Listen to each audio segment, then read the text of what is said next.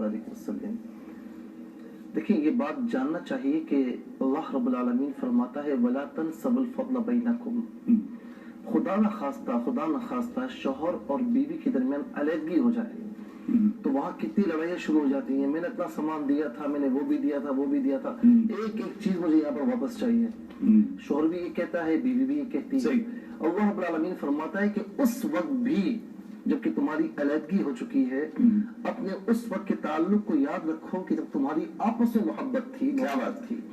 तो जो इस्लाम हमें रिश्ता खत्म होने के बाद भी खुदा न खास्ता खत्म हो जाए उसके बाद भी हमें फजल करने का हुक्म दे रहा है, तो जब रिश्ता मौजूद है तो उस वक्त क्या क्या हुक्म बयान फरमा रहा है। क्या बात है, वाह। अच्छा, जहां तक शौहर की बात है कि उस पर जो बीवी के हुकूक हैं कि नान नफे की जिम्मेदारी, यानी खाना पीना, रहना सहना, पहनना ओढ़ना, लेकिन याद रहे कि ऐसा ना हो कि उसकी इस्तिताअत से बाहर हो जाए, यानी बीवी इतनी ज्यादा बढ़ जाए, इतनी डिमांड्स ना शुरू कर दे कि उसकी इस्तिताअत में ही ना हो। देखिए, यहाँ पर शरीयत मुताहरा ने ये भी ख्याल रखा कि महर रखा जाए।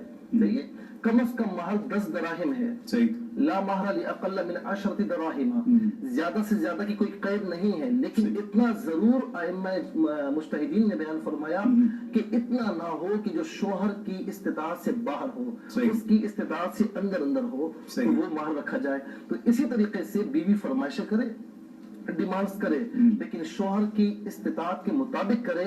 उसकी इस्तिताअत नहीं है तो बेजा फरमाइशें ना की जाए, इस बात की शरीयत मुताहरा इजाजत नहीं देती। अच्छा, ये बात जो भाई ने कही कि शौहर बाज़ औक़ात हुकूक पूरे करता है, सारी चीजें करता है, तो उसके बाद भी कुछ ऐसी चीजें सामने आ जाती हैं, बदनामी भी हो जाती है, बेइज्जती भी हो जाती है, और बात बेबात खामखा आगे बढ़ जाती है।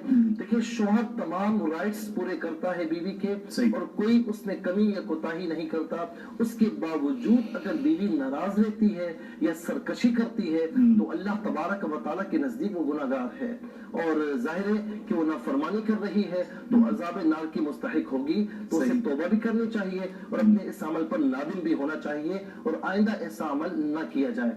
जहां तक बीवी का ताल्लुक, आपने जो मुझे कहा कि बीवी के हुकूक क्या बनते हैं, बीवी कैसी होनी चाहिए, सबसे बढ़कर कुरान करीम हमारे सामने मौजूद है। बीवी पर क्या लाजिम है कि जो शौहर के बीवी कैसी होनी चाहिए ना, यही बात।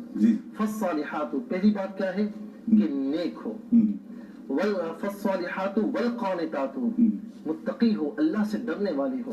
और तीसरी बड़ी अहम बात, तीसरी खुसूसियत कि वल हाफिज़ातु लिल ग़ैबि बिमा हफ़िज़ल्लाह, कि अपने शौहर के पीठ पीछे उसकी इज्जत की हिफाजत करने वाली हो।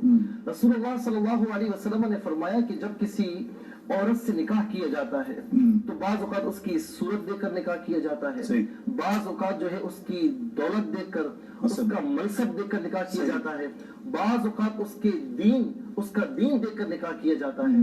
तो मेरे आका अलैहिस्सलाम फरमाते हैं कि जो माल के पीछे गया, जो मनसब के पीछे गया, तो अल्लाह तबारक व तआला उसमें कभी भी भलाई नहीं रखता। आजकल मामला क्या है, देखे ना कि जहाँ रिश्ता तलाश किया जाता है, खूबसूरत होनी चाहिए, ऐसा होना चाहिए, वैसा होना चाहिए, मालदार हो, कोई ये कहने को तैयार नहीं होता। आपके सामने ऐसी कोई बात आई है, कोई ये कहे कि नेक सीरत हो, नमाजी परहेजगार हो, अल्लाह ताला से डरने वाली हो, कोई ये कहता नजर नहीं आता। नतीजा आपके सामने है। फिर तो रसूलुल्लाह अलैहिस्सलाम ने फरमाया कि जो उसके दीन या उसके खुल को देखकर निकाह करता है तो अल्लाह तबारक व तआला उसमें बरकतें डाल देता है। इसके बाद अल्लाह रब्बुल आलमीन ने ये भी फरमाया कि हुन्ना लिबासुल लकुम व अंतुम लिबासुल लहुन। अल्लामा साहब ने, डॉक्टर साहब ने बड़े खूबसूरत अंदाज़ में बयान फरमाया। इसमें एक नुक्ता मैं ये अर्ज करता चलूं कि लिबास पहना क्यों जाता है, दो वजह होती हैं। नंबर 1, लिबास सित्रपोशी करता है। नंबर 2, लिबास जीनत का इजहार है। सित्रपोशी के माना में लिया जाए तो मियां बीवी एक दूसरे के लिए राजदार है, कभी किसी की राजों को जो है वो दूसरों के सामने बयान न करे, किसी की खुफिया बातों को दूसरों के सामने बयान न करे। और दूसरी अहम बात कि जीनत का इजहार, यानी शौहर और बीवी दोनों एक दूसरे के लिए खुशी का बायस है।